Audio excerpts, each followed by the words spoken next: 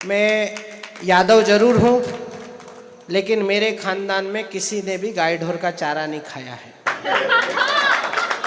मेरे परिवार में किसी ने भी सरकारी बंगले से टोटियां नहीं चुराई है। और अगली बात पहुंच जाए तो मुझे आपकी तालियां चाहिए। मुझे गाय के गोबर से दुर्गंध भी नहीं आती है। अच्छा, मोदी जी के आने के बाद तो प्यार भी हाईटेक हो गया है। मोदी जी ने सारा काम ऑनलाइन कर दिया। अच्छा, उनको तो कुछ करना ही नहीं है, उनको तो ऑनलाइन करना है, उन्होंने तो ऑनलाइन करके छोड़ दिया। अब उनको क्या मालूम कि हम ऑफलाइन वाले कितने संकट में हैं। मोदी जी के बाद प्रेम भी ऑनलाइन हो गया। मंडे को मन चला और मन चली का मेल हुआ, ट्यूसडे को ट्यूनिंग में हुई तकरार है, वेडनेसडे को चैटिंग हुई, थर्सडे को डेटिंग हुई, फ्राइडे को माल संस्कृति में खोया प्यार है। ना ही कोई नैन लड़े, ना ही प्रेम पत्र पढ़े, ना ही इजहार इकरार इनकार है। सैटरडे को रेकिंग हुई, संडे को ब्रेकिंग हुई, वीकेंड की क्लोजिंग में खत्म हुआ। कहाँ बचा? मोदी जी ने इसीलिए करके नहीं रखी। अभी मुझे एक बार राहुल गांधी मिल गए दिल्ली में, बोले क्या करूं, मैं प्रधानमंत्री बनना चाहता हूं। मैंने बोला भैया 10-15 साल ये मोदी जी सांस नहीं लेने देंगे। तो बोले फिर? वो मैंने कहा ये हटेगा तो मोटा भाई आ रहा है, 10-1 साल वो रांधेगा, और वो हटेगा तो बाबा जी बैठ ही गया है बुलडोजर पे। वो कोई कंडे थापने आया है क्या?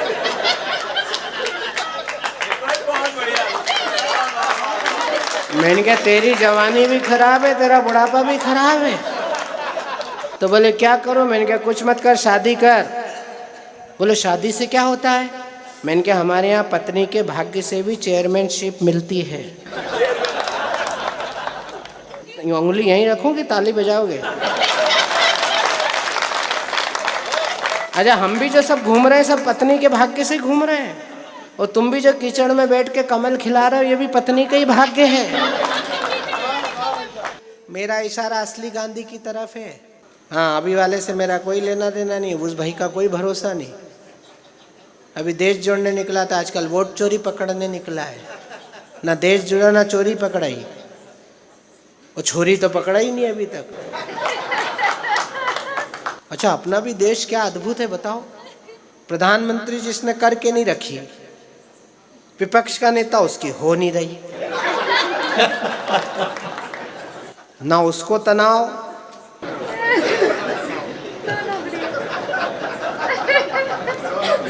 अच्छा उसकी तो हो भी जाए लेकिन सलाहकार गलत है। अब बताओ, 52-53 साल का आदमी देश छोड़ने निकला, कुंवारा, कहां से? कन्याकुमारी से।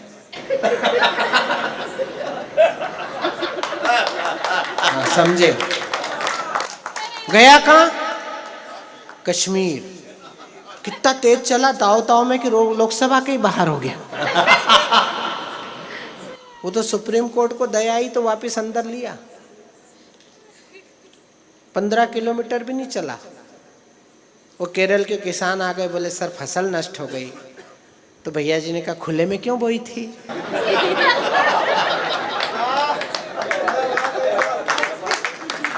बताओ, ये प्रधानमंत्री बनना चाहते हैं, इनको प्रधानमंत्री बनाइए। मनोज गुर्जर मेरे से बोला भैया ये बल्ब फ्यूज है। मैंने कहा नहीं बेटा, इसका स्विच खराब है। बोले स्विच कैसे खराब है? मैंने कहा माता जी इनसे ज़्यादा महान है। वो छत्तीसगढ़ गई थी भूपेश बघेल की सरकार में मुआवजा बांटने किसानों को। तो छत्तीसगढ़ का किसान इतना समझदार है कि उसने 500-500 रुपये इकट्ठे करके माता जी को ही भेंट कर दिया। तो नाराज हो गई, बोले मुझे क्यों पैसे दे रहे हो, मेरे पास तो बहुत है। बोले नहीं मैडम, फसल आपकी भी नष्ट हुई है। अरे वाह वाह। कि क्लेश को मिटा दे, विद्वेष को मिटा दे, और प्यार को जगा दे। हमें ऐसी वाणी चाहिए, दुख दर्द को भुला के प्यार का सुमन खिला दे। यारो ऐसी प्यार की कहानी हमें चाहिए। वो गिरतों को थाम लेना, रुकने का नाम ले जो। हाँ, राजस्थान के चुनाव में आए तो बोले ये भारत माता कौन है? बोला ना, 10,000 जनता में पूछा कि भारत माता कौन है। दूसरे दिन में फंसा निम्बाहेड़ा के पास एक सभा में, तो पत्रकार मेरे पास आ गया माइक लेके। बोले कल वो कह गए भैया कि भारत माता कौन है, तुम बताओ भारत माता कौन है, और उन्होंने ऐसा क्यों कहा। मैंने कहा उन्होंने क्यों कहा ये तो उनसे ही पूछ, मेरे से क्या पूछ रहा है। बोले नहीं आप बताओ क्या कारण हो सकता है। तो मैंने कहा देख भैया, उनकी 75 साल से बड़ी उम्र की उनकी माँ है और वो बीमार है, विडो भी है, और वो दिल्ली में एक बंगले में अकेली रहती हैं। भैया जी 52 साल के हैं, कुंवारे हैं, वो दिल्ली में अलग बंगले में रहते हैं। जो बेटा अपनी सगी माँ के साथ नहीं रहता है उसको मैं कैसे बताऊं कि भारत माता कौन है। क्या बात है, वाह, बहुत बढ़िया। भारत माता को समझने के लिए पहले अपनी घर की माँ को समझना पड़ेगा। अरे बोले ये कोई बात हो, ये तो तुम बात बना रहे हो, कोई कविता हो तो सुना दो। तो मैंने कहा सुन ले, हमारे पास तो घटना घटी नहीं, इधर कविता तैयार। कई बार तो घटना इंतजार करती कि लिख दे तो घटूं। मैंने कहा हम तो ताव में ही रहते हैं। बोले कविता में सुना, मैंने कविता में सुना दिया। मैंने कहा एक नेता राहुबन भारत में घूम रहा, एक नेता राहुबन भारत में घूम रहा, पार्टी की कुंडली पे छाया डेंजर जोन है। देश और विदेश जब भी मुंह खोले उल्टा बोले, चाटुकारिता में सारा कुनबा ही मौन है। आंख मारे संसद में, बाह भी चढ़ाए खूब, किस फेंके गले पड़े, केतु वाला टोन है। शास्त्री पटेल इंदिरा ने सदा जय बोली, ये ताजा गांधी पूछ रहा भारत माता कौन। क्या बात है, वाह वाह। और 140 करोड़ 150 करोड़ भारतीयों के प्रधानमंत्री की मां को अगर कोई सार्वजनिक रूप से मंच पर गाली देगा तो 150 करोड़ का एक हिस्सा होने के नाते मैं उस गाली का जवाब भी देने की हिम्मत करूंगा। क्योंकि मां प्रधानमंत्री की हो या राहुल गांधी की हो, मां सिर्फ मां होती है और मां हमेशा प्रणम्य होती है, वो किसी की भी मां हो सकती है। राजनीति की भाषा ओछी हो गई है।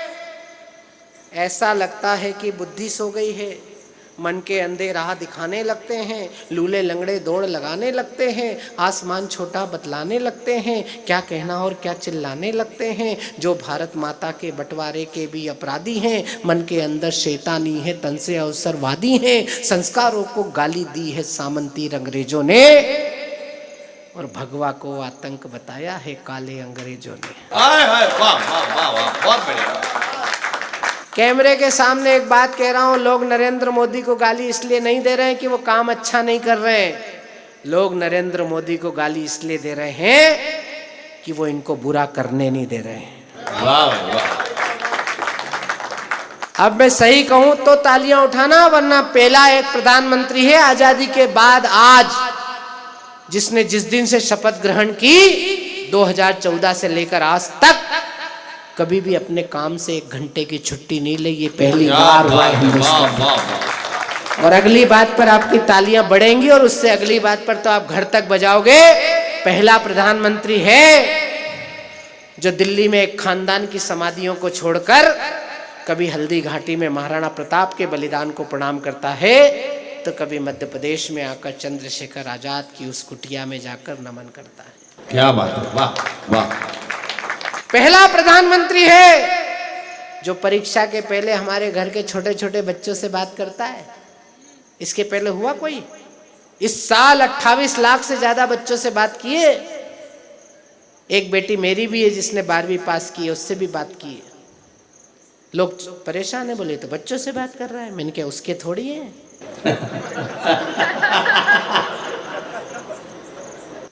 ये बेचारा लाखों बच्चों से बात कर रहा तो तकलीफ हो रही। तुम्हारा सरदार जी 10 साल तक एक ही बच्चे से बात करता रहा।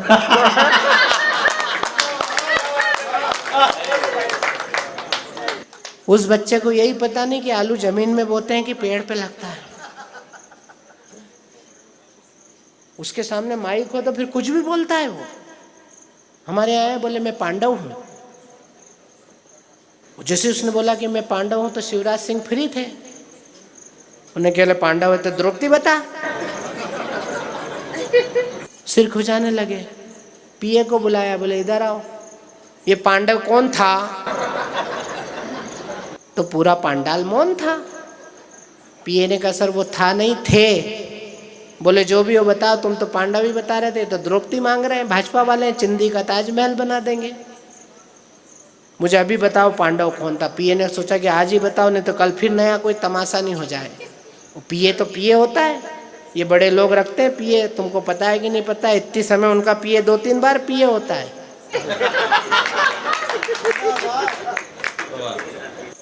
और पिए ने रास्ता निकाला कि इसको आज ही पांडव बताओ, क्योंकि पिए को यह पता था कि जिस आदमी ने ढंग से भारत नहीं देखा उसने महाभारत क्या देखा होगा।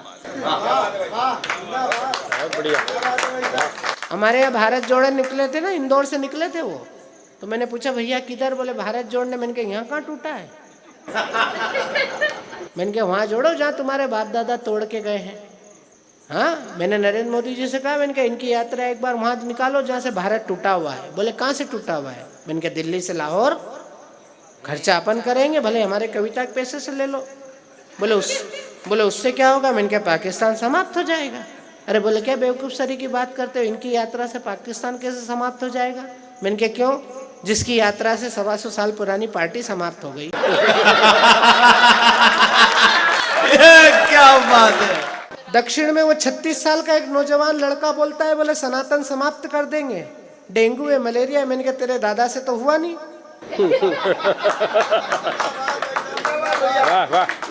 हिंदुस्तान में सनातन समाप्त करने की कसम वो खा रहे हैं जो बाप की कसम खाए तो पड़ोसी मर जाए। जब समझ में आए तब ताली बजा लेना, कोई जल्दी नहीं। वो कह रहा है सनातन समाप्त कर दूंगा। इनके दादाजी थे करुणानिधि, बाप के बाप। नई पीढ़ी को तो पता भी नहीं होगा, लेकिन पुराने लोग बैठे हैं वो जानते हैं। वो तमिलनाडु के मुख्यमंत्री हुआ करते थे। 83-84 में जब राम जन्मभूमि मुक्ति आंदोलन शुरू हुआ 77वीं बार, तो करुणानिधि ने पूछा कि राम कहाँ पैदा हुए? बताओ, जिसका नाम करुणानिधि वो पूछ रहा है कि राम कहाँ पैदा हुए। मतलब राम पैदा नहीं हुए, ये पैदा हुए डायरेक्ट, जिनका नाम करुणानिधि है। तो आपको पता नहीं, उनकी एक आंख नकली थी, बकरे की लगाई थी। तो वो काला चश्मा लगाते थे 24 घंटे, बिस्तर में भी वही लगा के सोते थे। तो जैसे उनने पूछा कि राम कहाँ पैदा हुए, तो हमारे इंदौर के बड़े कवि हैं पंडित सत्यनारायण सत्तन, उन्होंने कहा कि अंकल जी उधर ही पैदा हुए होंगे जिधर की नकली है। वाह वाह, क्या बात है। उनकी औलाद की औलाद कह रही कि सनातन समाप्त कर देंगे। करुणानिधि के जीवन का एक दृष्टांत आपको सुनाऊंगा तो घर तक हंसोगे आप। देखो हिंदुस्तान में नेताओं को कि इनकी जड़ क्या है। वही करुणानिधि एक बार बाजार में निकले कार में बैठ के, तो इधर करुणानिधि बैठे, इधर पीए बैठा। तो पीए से बोला कि इधर का बाजार बंद क्यों है?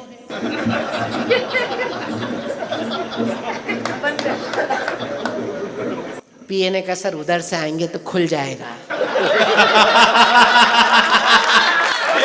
क्या बात है। वाह।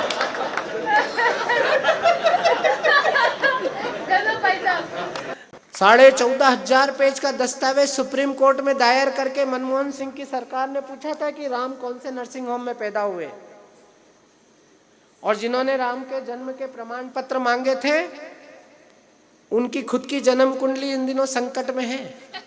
हाँ।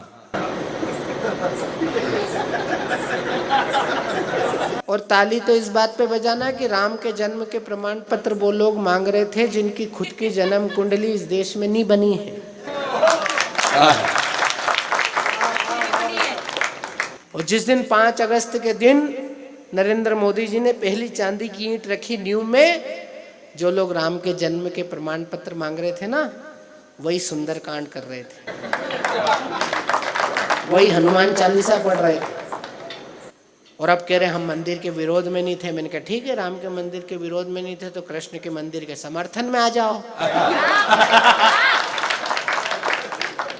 काशी मथुरा को तोड़ा, तोड़ी राम जन्मभूमि।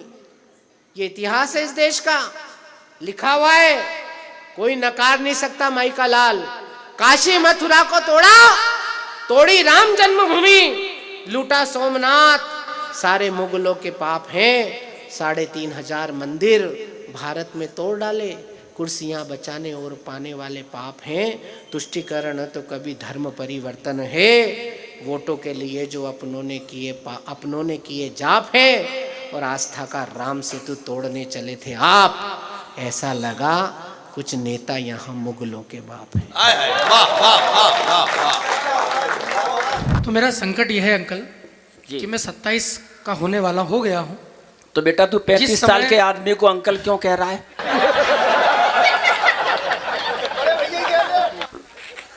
मैं इनसे कुछ नहीं कहूँगा, ये आप ही के इलाके के हैं, ये इनकी गली है। और अपनी गली में हर शेर होता है। बस संकट यह है सर कि आपने ये माला आके पहना दी, दुपट्टा आके। जिस उम्र में मुझे किसी युवती के हाथों माला पहननी थी, हाँ हाँ, रोज रात ऐसे ही कोई आयोजक आता है और माला पहना के चला जाता है। मैं बड़ा दुखी रहता हूँ सर। लेकिन आइए अब मैं शुरू करता हूँ। समय की अपनी सीमा है, स्वागतम। सीमा सचिन की है। रुकेगी कि नहीं पता नहीं। अच्छा, ये एक अच्छा काम आपने आज ये किया, इतने सारे कवियों को बुलाया। मैं इन सबसे अच्छा कवि हूँ,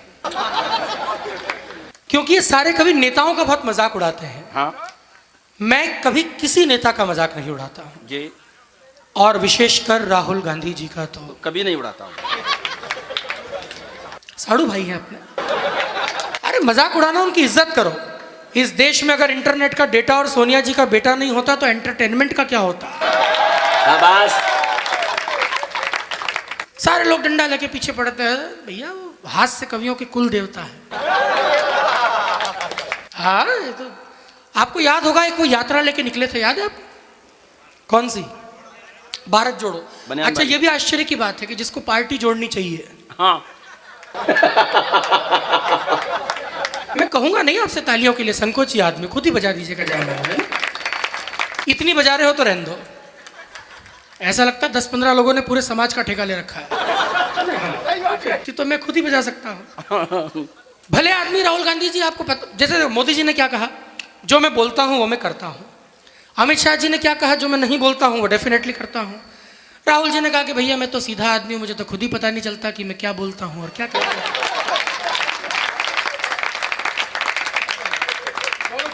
भारत जोड़ो यात्रा में निकले थे तो हमारे कोटा के आसपास से गुजरे, तो किसानों को बुलाया कि इधर आओ, क्या हो गया है, मुंह लटका के क्यों बैठे हो? बोले साहब फसल बर्बाद हो गई है, इसीलिए मुंह लटका के बैठे हैं।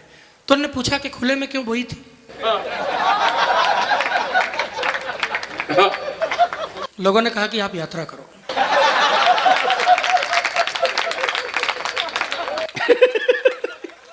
मक्के खेत में घुस गए, मक्के के भुट्टे लगे होते हैं ना। भोला, देखो मैं साथ हूं उनके, भोले आदमी है वो, उनका भोलापन आप लोग नहीं जानते हैं। आप अभी नासा में, आपको याद होगा, सैटेलाइट लॉन्च की थी भारत ने, आपने सुना होगा कभी। नासा की सैटेलाइट लॉन्च हुई थी तो वो फेल होके आ गई थी। तो लोगों ने बहुत कुछ कहा उस विषय पे, सब कुछ कहा, सब कहा। ऐसे में कुछ लोग इकट्ठे होके गए और सोनिया गांधी जी को जाके उन्होंने शुभकामनाएं दी। तो उन्होंने कहा कि मुझे क्यों शुभकामनाएं दे रहे हो? उन्होंने कहा कि सैटेलाइट तो आपकी भी थी। देखो बारीक बात है, मैं बारीक बातों का कवि हूं, इतनी आसानी से समझ में नहीं आएगी बातें। मक्के के खेत में घुस गए तो भुट्टा लगा था, भुट्टा। तो राहुल गांधी जी ने पूछा कि ये हैंडल वाला पॉपकॉर्न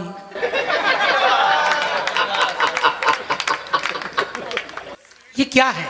हाँ। उन्होंने कहा कि हुजूर ये मक्का है। तो उन्होंने कहा कि क्या ये वही मक्का है जहां लोग हज करने के लिए जाते हैं?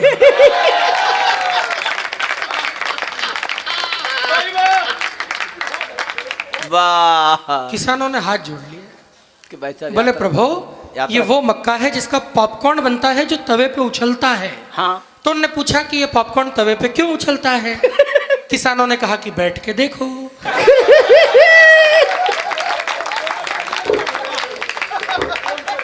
भले आदमी है बेचारे। फिर अभी हमारे कोटा में आए थे, आपको याद होगा, 50,000 लोगों को इकट्ठा किया और भाषण दिया कि देखिए भैया, हमने देखा है कोटा में गरीबी है, इतनी गरीबी है कि लोग कोयला खा रहे हैं। तो एक ने कोहनी मारी कि कोयला नहीं है, वो सिंगाड़े खा रहे हैं। ऐसे भले आदमी के लिए हम पीछे पड़े। अरे देश के दलालों को दीवारों पे सजाया गया, गाथाएं सुनाई वंशवादियों के जाप की। क्या बात है। ये राहुल जी का नाम लेने पे ऐसे सिटी मारेगा? इसको थोड़ा सा ठीक कर लो भैया, है ना? नहीं, इको में संकट होता है सर। इको का क्या है कि हमारे एक दोस्त है सलीम साहब, वो इको का ही काम करते हैं, माइक का। हाँ। तो वो जब भी माइक पे जाते हैं इको बंद करवा देते हैं। मैंने कहा ऐसा क्यों करते हैं? बोले इसमें 3 आवाज जाती है, हेलो हेलो हेलो, मैं। तो मैंने कहा संकट क्या है? बोले मुंह से तलाक निकल गया तो। भाई अगर थोड़ी बहुत बजती हो मेरे सम्मान में ढंग से, हाँ।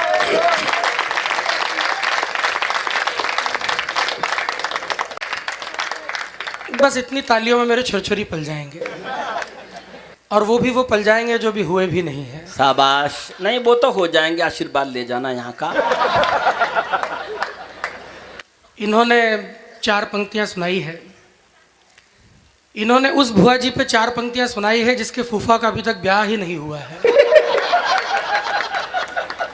इन्हें ये पता नहीं है कि मैंने विवाह किया नहीं है। नहीं, भ्रम में मत पड़ना, ये सब कभी झूठा होते हैं। 4 करके भी एक भी नहीं बताते।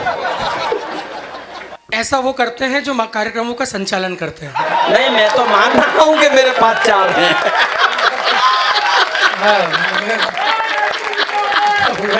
शाबाश। अब तू पोल खोलने पे उतर आया है यार। दरअसल क्या है कि मैं और राहुल गांधी जी अभी तक साड़ू हैं जी। नहीं, अंतर है भाई, अंतर है भाई। हाँ, अंतर मुझे उसकी हुई नहीं है, तुमने करी नहीं है। ठीक बात है। मैं विवाह नहीं कर रहा हूँ जी। जब भी विवाह करने की सोचता हूँ तो मैं गौरव भैया से पूछता हूँ कि लड़की कैसी हो। तो वो बताते हैं कि विवाह मत करना, पत्नी घर का सारा काम करवाती है, बर्तन तक मंजवाती है। फिर आज मैंने सतीश अंकल से पूछा तो इन्होंने कहा कि ये फालतू बात है, केवल 5 मिनट लगते हैं।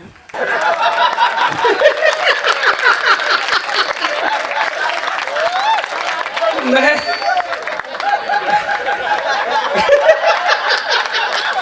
देखो भैया, ये तो बर्तन की बात कर रहा है, मैं तो इससे भी आगे की बता रहा हूँ। हमने तो यूं कहा कि कौन ऐसा है जग में जो गुनहगार नहीं, जिसने घरवाली के हाथों खाई मार नहीं। फर्क इतना है मित्र तेरे मेरे पिटने में, हमने स्वीकार कर लिया तुम्हें स्वीकार।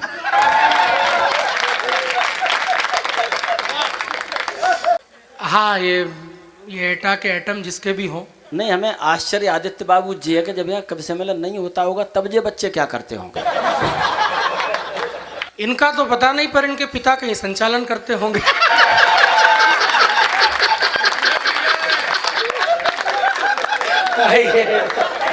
ये नटखट बालक है, घरों में झांकता है। हिंदी में तो अब मैं क्या, देखिए उत्तर प्रदेश है, हम तो राजस्थान से आए हैं, मैं कुछ कह भी नहीं सकता।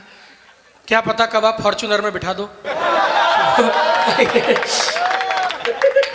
महाभारत टाइटल सॉन्ग आपने सुना होगा। महाभारत सबने बचपन में देखा है। हाँ। है ना? उसका एक सॉन्ग आता था टाइटल का। इन दिनों कांग्रेस पार्टी रोज नए नए चीजें मार्केट में ला रही है। कभी वो हाइड्रोजन बम फोड़ते हैं, कभी एटम बम फोड़ते हैं। देखिए, कभी किसी दल का होता नहीं है, कभी जनता के दिल का होता है। हाँ। तो अगर आप आदेशित करें तो मैं एक छोटी सी पैरोडी महाभारत पे सुना के फिर मैं अपना स्थान लूंगा। स्वागत है बाबू। इधर वाले नहीं सुनना चाहते हैं? हाँ। कि हाइड्रोजन सुतली हुआ, जय हो। डिंग डिंग डिंग। ये भी करना है। करना है कि हाइड्रोजन सुतली हुआ, भरी हुई थी राख, पोल खुली तो कह दिया कैसा लगा मजा, बुरी हालत खराब नैया ना ताला खुल पाया। ये पक्का कांग्रेसी है। एक बार आवाज गई, 3 बार आ रही है। अरे सर, ये बड़ा संकट होता है कि कांग्रेस में है क्या आप में से कोई? है तो नहीं? है तो, पर चिंता कोई न है? करो। कौन है? चाचा, क्या आपको इस उम्र में भी यकीन है कि बैल दूध देगा?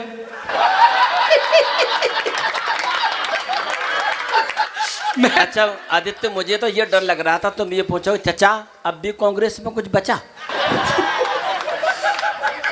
मैं क्या कहे सर कि ना ताला खुल पाया ना है टम फटा, फिर पिटी श्री राहुल कथा। खताओं पे खता हुए फिर लापता, और कथा है ये ढोंग की, और कथा है ये ढोंग की, ये कागजी किंग कॉन्ग की, लूट की स्कीम निकली थीम इनके सॉन्ग की। रोहिंग्या पोषित हुआ घुसपैठिया वोटर बना,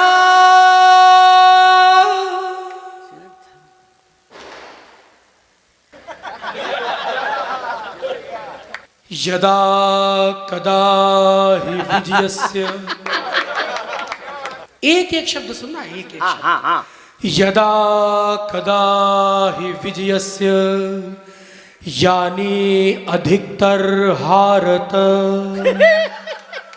अब उत्थानम असंभवस्य वंशवादम रसातलम, चरित्राणाय लालूना नेपोकिडश्च पुष्कृता,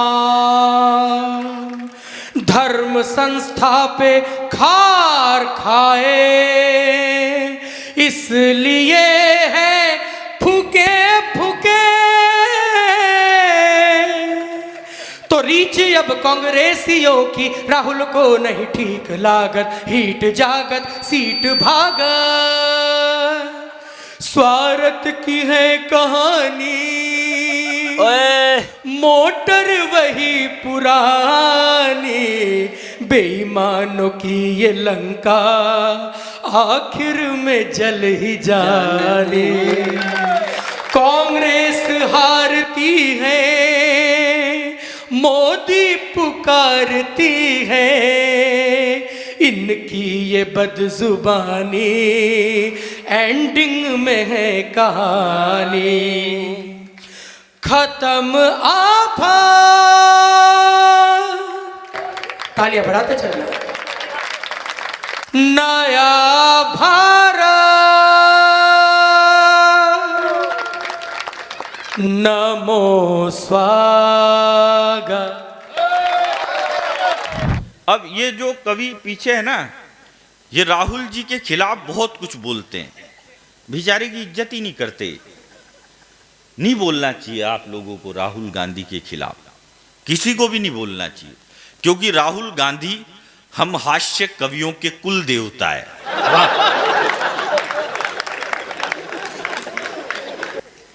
तो अपने देवता के खिलाफ किसी को भी नहीं बोलना चाहिए।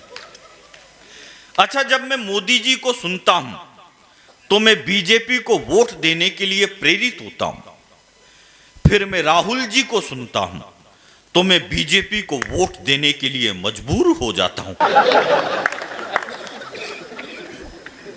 हमारे देश के पहले प्रधानमंत्री थे नेहरू जी। नेहरू जी के कपड़े विदेशों में धुलने जाते थे, मोदी जी ऐसा नहीं करते। मोदी जी के 10-20 जोड़ी गंदे होते हैं, वो खुद ही विदेश चल जाते हैं, सारे एक बार में धुलवा लाते हैं। बार बार का टंटा ही कौन पाले। अच्छा, ये विपक्ष वाले भी कम नहीं है। जब अटल बिहारी वाजपेयी प्रधानमंत्री बने तो विपक्ष वाले कहते थे यार ये बोले अटल जी बिल्कुल भी अच्छे प्रधानमंत्री नहीं हैं, इन बीजेपी वालों को देश चलाना नहीं आता, अटल जी बिल्कुल भी अच्छे प्रधानमंत्री नहीं है। फिर अटल जी थोड़ा बीमार पड़े, उनकी 13 दिन में सरकार गिर गई। फिर अडवाणी जी मुख्य धारा में आए तो अडवाणी जी ने पाकिस्तान में जाके जिन्ना की मजार पे फूल चढ़ा दिए। तो जिन्ना की पे तो नहीं चढ़े, उनकी खुदगी पे ही चढ़ गए। तो ये बोले कि अडवाणी जी तो और खराब है, इनसे तो अटल जी लाख गुना अच्छे हैं, या अडवाणी जी तो और खराब है, इनसे तो अटल जी लाख गुना अच्छे हैं। फिर अडवाणी जी भी पीछे हटे। फिर वो आए 56 इंच की छाती वाले, चाय वाले। तो चाय वाले को देख के बोलेगी ये चाय वाला तो और खराब है, इनसे तो अडवाणी जी लाख गुना अच्छे थे, इनसे तो अटल जी लाख गुना अच्छे थे। और मैं तो कह रहा हूं रे विपक्ष वालों, अभी तो तुमने चाय वाला देखा है, जिस दिन यूपी का गाय वाला देख लिया उस दिन विपक्ष वालों को ये नरेंद्र मोदी देवता नहीं लगने लग जाए तो मेरी गारंटी। एक मारवाड़ी बच्चे को पीटा गया और उससे कहा कि मारवाड़ी नहीं, हिंदी नहीं, मराठी में बात करो, महाराष्ट्र में रहना है तो मराठी बोलनी पड़ेगी। तो बोला भाई साहब मेरे को नहीं आती मराठी, नहीं आती नहीं है तो कैसे बोलूं। मैं एक बात बता रहा हूं इस मंच पर, तमिलनाडु में भी चला कि यहां पर हिंदी नहीं चलेगी, केवल तमिल चलेगी। एक बार एक जंगल में सारे जानवर इकट्ठा होकर शेर के पास चले गए और शेर से जाके बोले राजा जी ये जंगल में सियार बहुत हू हू करते हैं, आप एक काम करो इनको जेल में डालो। तो शेर बोला जी सियार हू नहीं करेंगे तो क्या करेंगे? बोला भाई साहब नींद डिस्टर्ब होती है, इनको जेल में डालो। तो शेर ने सियारों को जेल में डाल दिया। 2-4 दिन बाद फिर चले गए, बोला भाई साहब जंगल में गधे भी बहुत ढेचू ढेचू करते हैं, इनको भी जेल में डालो। हालांकि जंगल में गधे नहीं होते हैं, हाँ, पर जब विधानसभाओं में हो सकते हैं, वाह वाह वाह वाह वाह, तो जंगल में क्यों नहीं हो सकते हैं? बोला भाई साहब नींद डिस्टर्ब होती है, इनको भी जेल में डालो। अरे बोला गधा ढेचू ढेचू नहीं करेगा तो क्या करेगा? बोला भाई साहब नींद डिस्टर्ब होती है, जेल में डालो। शेर ने उनको भी जेल में डाल दिया। 4-5 दिन बाद फिर चले गए, जानवर इकट्ठा होके बोला भाई साहब जंगल में कौवे भी बहुत काऊ काऊ करते हैं, इनको भी जेल में डालो। शेर बोला जी कौवे काऊ काऊ नहीं करेंगे तो क्या करेंगे? बोला सर नींद डिस्टर्ब होती है, इनको जेल में डालो। तो शेर बोला जी कौवा आसमान में उड़ता है, मैं जमीन में चलता हूं, उसको मैं जेल में कैसे डाल सकता हूं? तो जानवर बोले नहीं डाल सकते जेल में, तो राजा जी फिर इस्तीफा दो। तो शेर ने इस्तीफा दे दिया। अगले दिन फिर कुत्ते को जंगल का राजा बनाया गया। वाह, ध्यान रखना, जब भी शेर इस्तीफा देगा तो कोई ना कोई कुत्ता ही राज करेगा। और कुत्ते ने राजा बनते ही घोषणा कर दी, बोले आज से ना जंगल में कोई ढेचू ढेचू करेगा, ना आज से कोई जंगल में हू हू करेगा, ना आज से कोई जंगल में काऊ काऊ करेगा। जिसको भी जंगल में रहना है केवल भो भो करनी पड़ेगी और कोई भी भाषा इस जंगल में नहीं चलेगी। तो जानवर बोले जी हम भो भो कैसे कर सकते हैं भाई साहब, हमको तो आती ही नहीं है। तो शेर बोला, वो कुत्ता बोला, बोलो नहीं आती तो जाओ यहां से। तो सारे जानवर दूसरे जंगल में जाके बस गए। अब कुत्ता अकेला ही भो भो करता, कुत्ता अकेला ही भो भो सुनता, कुत्ता अकेला ही भो भो करता, अकेला ही भो भो सुनता। इसलिए कहता हूं भाई साहब, जिसको भो भो आती है उसको भो भो करने दीजिए, जिसको ढेचू ढेचू आता है उसको ढेचू ढेचू करने दीजिए, जिसको काऊ काऊ आती है उसको काऊ काऊ करने दीजिए, जिसको बिहारी आती है उसको बिहारी बोलने दीजिए, जिसको मराठी आती है उसको मराठी बोलने दीजिए, जिसको मारवाड़ी आती है उसको मारवाड़ी बोलने दीजिए। क्योंकि भाषा कभी भी विवाद का विषय नहीं होती, भाषा हमेशा संवाद का विषय होती है। बहुत ही बढ़िया, जिंदाबाद। अभी और इतनी दिक्कत है आपको हिंदी से, तो बंद करो ना फिर इस हिंदी फिल्म इंडस्ट्री को और इसको यहां शाहपुरा में शिफ्ट करो। हम किसी को नहीं रोकेंगे कौन सी भाषा बोलनी है। बात बात में बात बनाना उनके बस की बात नहीं। वाह वाह वाह वाह, सो मत यार, भोजन हमको भी करना है। बात बात में बात बनाना उनके बस की बात नहीं। घर के लोगों को समझाना, अरे यार आप तो कमाल के लोग हो भाई, वाह वाह, उनके बस की बात नहीं। नहीं। राहुल बाबा समझ गए कौन है? राहुल बाबा चुपके बैंकॉक जा सकते हैं। क्या तीरथ खोजा भाई साहब। मैं 15-16 देशों में कविता पढ़ चुका हूं, पर जितना आनंद बैंकॉक में है ना दुनिया में कहीं भी नहीं। राहुल बाबा चुपके बैंकॉक जा सकते हैं, पर दुल्हन के घर तक जाना उनके बस की बात नहीं। पंक्तियां सुनिए नरेंद्र मोदी जी के लिए। भाजपा ने 2 प्रधानमंत्री दिए और कवि मित्र परिवार का कार्यक्रम बताना चाहता हूं जी। 2 प्रधानमंत्री दिए, दोनों ही कवि। ये आपको नहीं पता होगा, मोदी जी के 4 काव्य संग्रह प्रकाशित हो चुके हैं, गुजराती के बड़े कवि हैं, दोनों ही कवि। लगा टोपियां मस्जिद दरगाह घूम रहे सारे नेता, जागो प्यारो जागो। वाह लगा टोपियां मस्जिद दरगाह। पहले प्रधानमंत्री वो थे, मनमोहन जी बोलते ही नहीं थे। दूसरे ये भाई साहब आए चुप ही नहीं होते।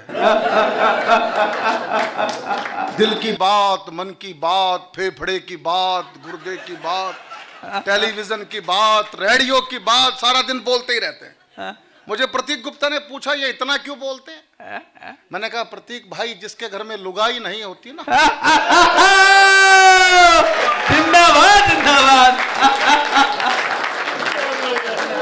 मैंने कहा उसको मन की बात रेडियो पे ही करनी पड़ती है। लगा टोपियां मस्जिद दरगाह घूम रहे सारे नेता, वाह वाह वाह वाह।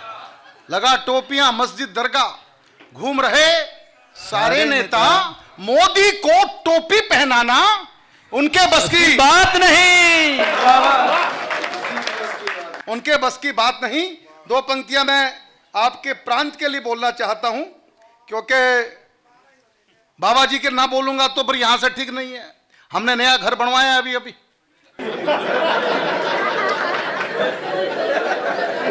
तो 2 पंक्तियां बोलना जरूरी है। योगी जी को पानी पी पी कोस रहे टोंटी भैया। समझते हो क्या नहीं समझते? योगी जी को पानी पी पी कोस रहे टोंटी भैया, पर बुलडोजर से टकराना उनके बस की बात नहीं। अभी पहली बार कश्मीर से निमंत्रण मिला कविता पाठ का, राजभवन। जी। सोचा नहीं था कि ऐसा भी दिन आएंगे कश्मीर में काव्य पाठों का। अभी दिनेश भाई जाके आए हैं राजभवन में, और कश्मीर बदल रहा है। शिकारों पर तिरंगे, लाल चौक पर तिरंगे।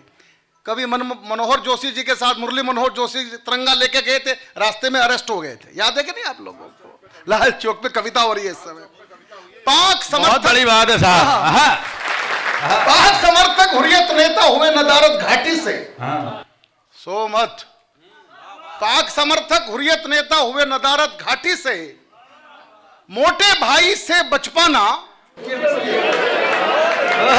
बस की बात नहीं। छोटा करता हूं, समय कम है। नशा मुक्त पंजाब करेंगे, भगवंता ने ठाना है। क्या संकल्प लिया है साहब? नशा मुक्त पंजाब करेंगे, भगवंता ने ठाना है। बिन दारू के चल भी पाना उनके बस की बात नहीं। जिंदाबाद। पास पड़ोसी को झंडे पर चांद लगाना आता है। हाँ। भारत के वैज्ञानिकों के लिए 2 लाइनें मैं सुनाता हूं। पास पड़ोसी को झंडे पर चांद लगाना आता है, चंदा पर झंडा लहराना